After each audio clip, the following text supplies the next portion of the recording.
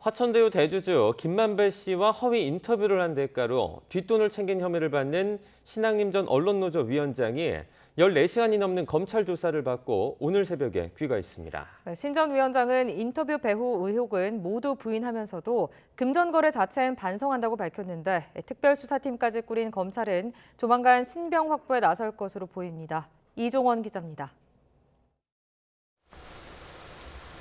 어제 오전 피의자 신분으로 검찰에 불려나온 신앙림 전 언론노조 위원장. 자정을 넘겨서야 검찰 청사를 빠져나왔습니다. 지난 2021년 9월 김만배 씨와 나눈 대화가 기획된 허위 인터뷰란 의혹은 거듭 부인했습니다. 배우도 있을 수 없고 뉴스타파와 보도 방향이나 시점 등을 논의한 사실도 없다고 했습니다. 민주당 측 인사로부터 좀 부탁을 받거나 이런 부분 전혀 없나요? 상상을 해서 지금 하는 질문이라고 생각을 해요. 여러 가지 가능성에 대한 질문을 드리는 거니까요. 가능성이요? 제로.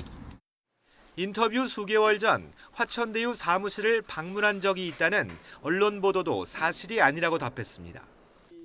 금전 거래 자체에 대해선 반성한다면서도 김만배 씨에게서 받은 1억 6천여만 원은 자신이 쓴 책값이란 기존 입장은 유지했습니다. 최고의 형식을 띠지만 이것은 데이터베이스다.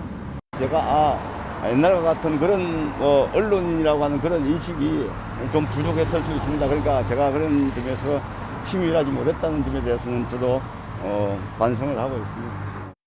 그러나 검찰은 14시간 넘는 조사 과정에서 윤 대통령에게 불리한 김 씨 발언을 뉴스타파에 보도해주는 대가로 뒷돈을 챙긴 혐의를 규명하는 데 집중한 것으로 전해졌습니다.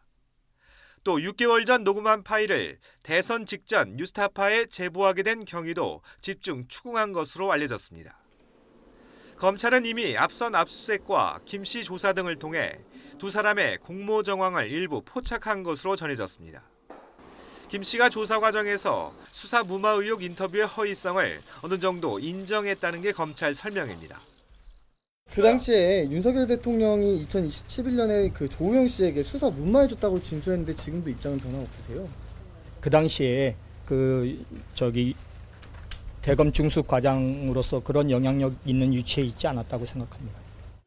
검찰은 이번 의혹을 대선 개입 여론 조작 사건으로 규정하고 중앙지검 반부패 수사 3부를 중심으로 검사 10여 명이 투입된 특별수사팀을 꾸렸습니다. 일단 신 전 위원장과 김 씨가 허위 인터뷰 대가로 뒷돈을 주고받은 배임 수증제 혐의부터 다진 뒤 조만간 신병 확보에 나설 것으로 전망됩니다. YTN 이종원입니다.